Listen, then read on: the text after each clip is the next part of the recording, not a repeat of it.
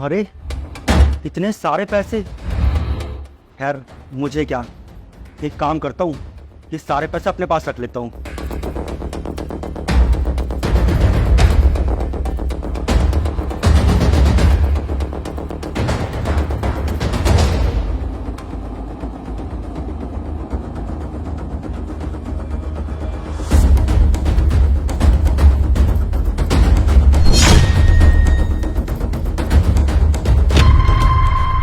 तुमने सारे पैसे यहाँ कैसे है?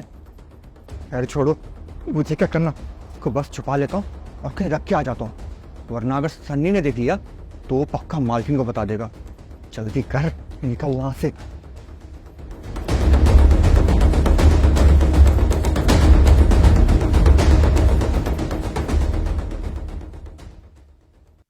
सन्नी, राजू, दोनों बाहर आओ।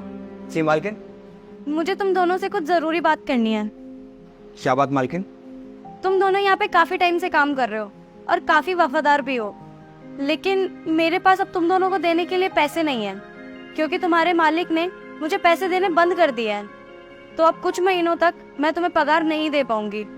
अगर तुम दोनों बिना पगार के यहाँ पे कुछ महीने तक काम कर सकते हो तो कर लो, या फिर तुम दोनों कोई और नौकरी ढूंढ लो।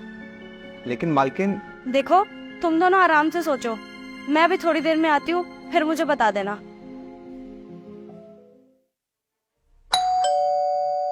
कौन आया होगा अभी, जाके देख।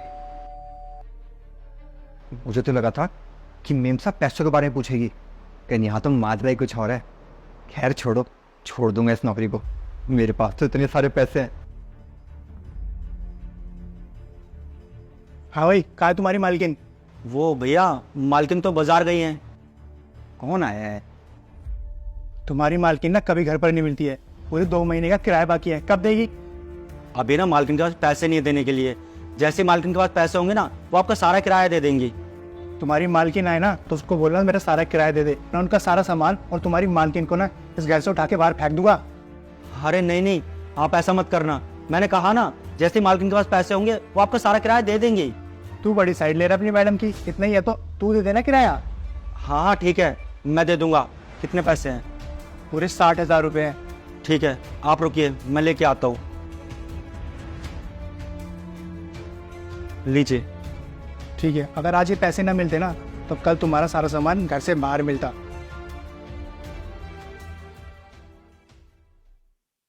हाँ तो बताओ, तुम लोगों ने देखी अपने लिए दूसरी नौकरी?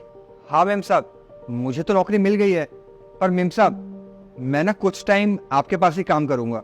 रहने दो, उसकी कोई जरूरत नहीं है। और सन्नी, तुम बताओ। नहीं मैम साहब, मैंने कहीं नौकरी नहीं ढूंढी। मैंने अच्छे से सोच लिया है कि मैं आपके पास ही काम करूंगा। क्या हुआ अगर आप मुझे कुछ महीने सैलरी नहीं देंगी? वैसे मैंने इतने पैसे जोड़ रखे हैं कि कुछ दिन मेरे घर का खर्चा चल जाएगा। और मैम साहब, कई बार तो ऐसा हुआ है कि आपने मुझे मेरी सैलरी एडवांस में दी है। तो कोई बात नहीं मैम साहब, मैं आपके पास ही काम करूंगा। कोई बात नहीं सन्नी, तुम्हें ये सब करने की कोई जरूरत नहीं है। तुम यही काम करोगे और तुम्हें तुम्हारी पगार भी मिलेगी, वो भी डबल। अरे मेम साहब, आप एक ऐसी बातें कर रही है? अभी तो कुछ टाइम पहले आपने कहा था कि आपके पास एक भी रुपए नहीं है, और अब आप इसको पगार भी दे रही हो, और वो भी डबल।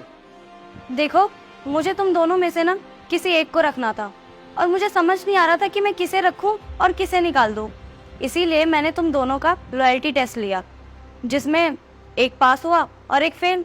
याद है तुम लोग को अभी थोड़ी देर पहले पैसे मिले थे?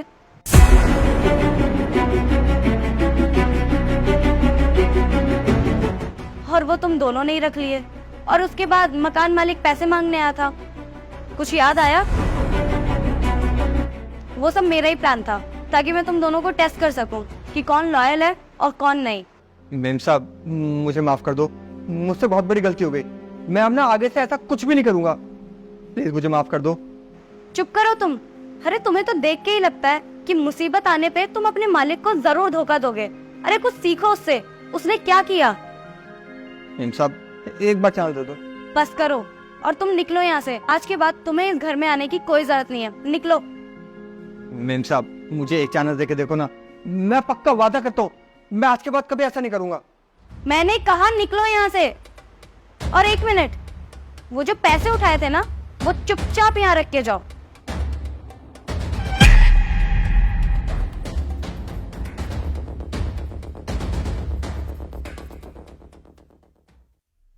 और सन्नी तुम्हारे जैसे लोग तो आजकल मिलते ही कहाँ हैं। मुसीबत आने पे तुमने अपने मालकिन का इतने अच्छे से साथ दिया, मैं कभी नहीं भूलूंगी। Thank you so much. कोई बात नहीं मैम साहब। और हाँ, ये लो तुम्हारे ईमानदारी का इनाम। लेकिन मैम साहब, अरे कोई बात नहीं, रख लो।